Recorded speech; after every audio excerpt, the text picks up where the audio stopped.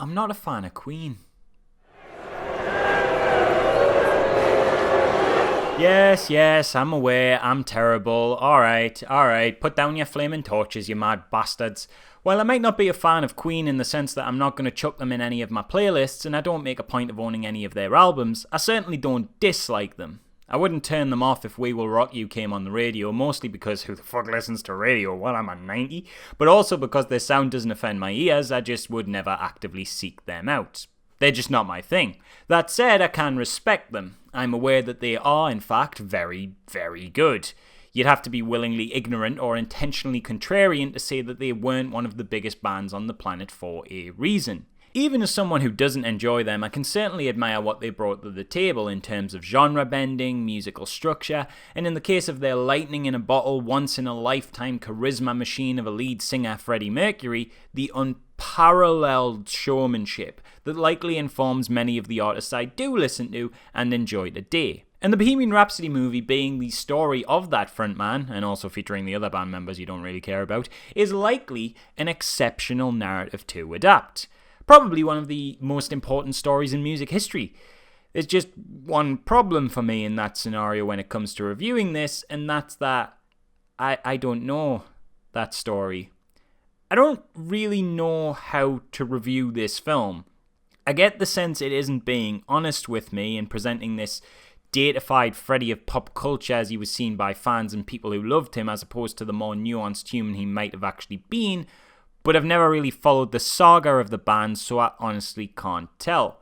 For all I know, maybe he was a glorious, living, glamorous rock god every second of his every waking moment, since that's how he's presented here, and that's certainly the vibe I get from every image of him that exists. The only problem is that doesn't necessarily make a great film. Now, listen, before you get your knickers in a twist and call me a musically incoherent Philistine, firstly, you should know that's an absolutely fair criticism. My favourite genre of music at the moment is screaming Japanese idol girl metal. I am trash. But also, you should know that I think Bohemian Rhapsody is a good film.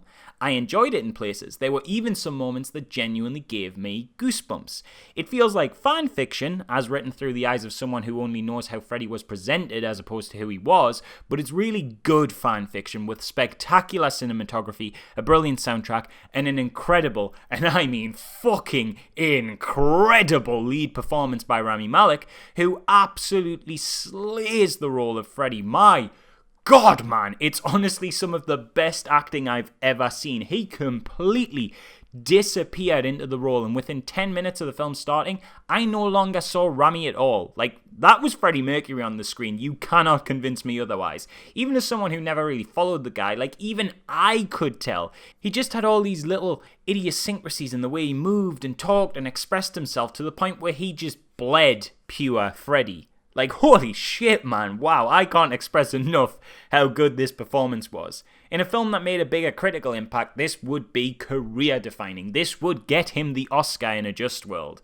Though unfortunately, I can't see that happening, since the Best Actor award should really be called Best Actor, specifically in a film that the Academy approves of. For my money, though, he full-on deserves the title. It's a shame then that with so much going for it and Rami Malek absolutely killing it, can't undersell that enough, that it's very, very safe. This film is fun and it's a good time. What is there is enjoyable and will fly by, and you won't come out the cinema disappointed or unhappy. But if this is the band's story honestly told, it's very devoid of stake. It's really oddly paced for the first hour, so nothing in the way of narrative conflict occurs. It's literally just the band meeting up, becoming successful, going from strength to strength, getting bigger, getting better, getting hit after hit under their new frontman's lead, and there is very, very minimal in the way of obstacles outside of some glossed over pushback from Freddie's dad and a couple of tiny little tiffs, which feel more like banter in places between the band members. It follows this weird structure for the longest time, where the band has a super huge mega hit, argue for a teeny bit about the next song, one of them will say something like, "Oh, let's just play," and then they have another instantly recognizable mega hit. And it's certainly very watchable seeing four likable guys with a dream just do good, but it might have felt even more satisfying if it felt like there was actual hurdles to overcome. But obviously it's such a big story spanning so many years and needing to hit the beats, pardon the pun, of allowing for so many iconic big hit songs to make an appearance, that any issue they did come across had to be so very quickly resolved. A record producer tells them Bohemian Rhapsody isn't going to be a hit. Boom, smash cut, it's a mega hit. The band argue about whether to do a track with disco influence. Boom, smash cut, another mega hit. It feels like a greatest hits album in film form, which certainly works here, but only because the hits are so massively iconic and huge in number that as long as the performances are good enough and the visuals are big enough and booming enough to accompany the tracks, then you'll have a great time. But I can't help but feel that's often at the expense of a good human story.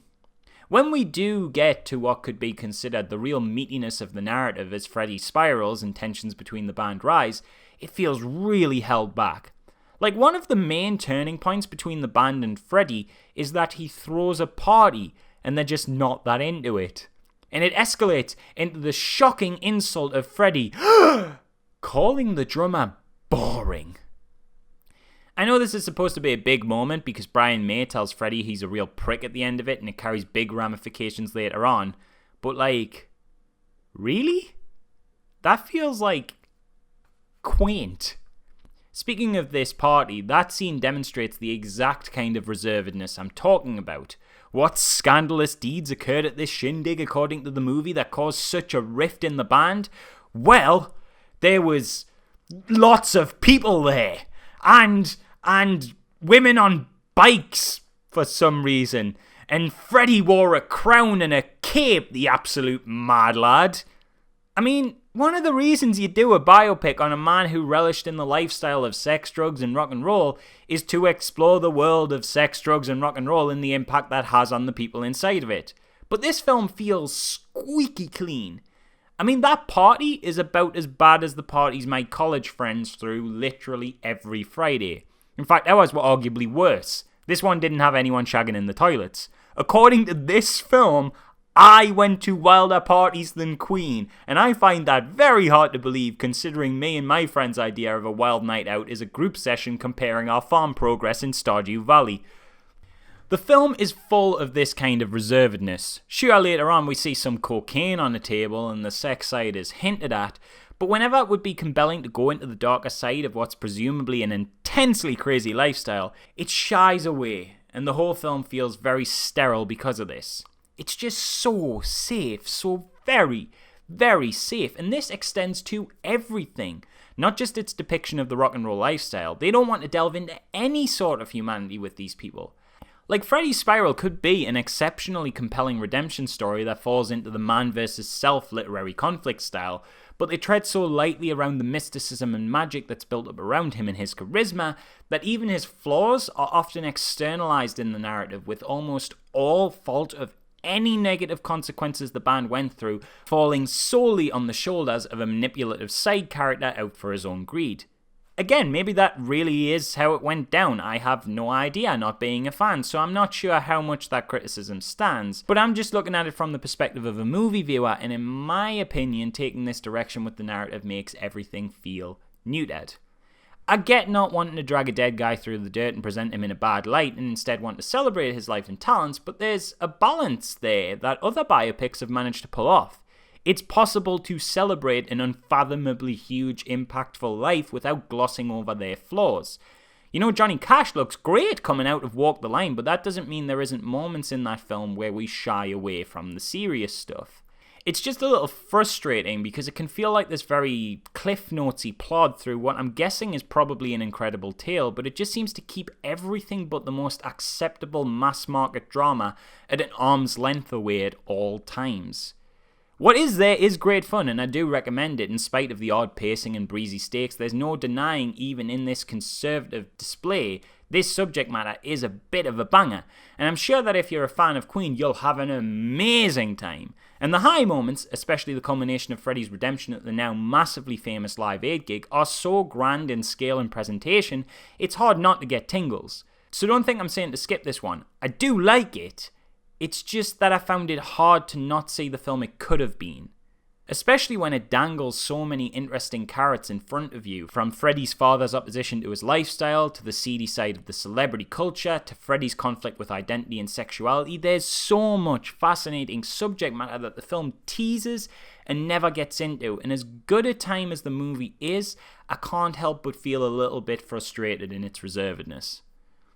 That said though, these criticisms aside, I genuinely did enjoy it. And it does have a cheeky little Wayne's World reference, so point for that one.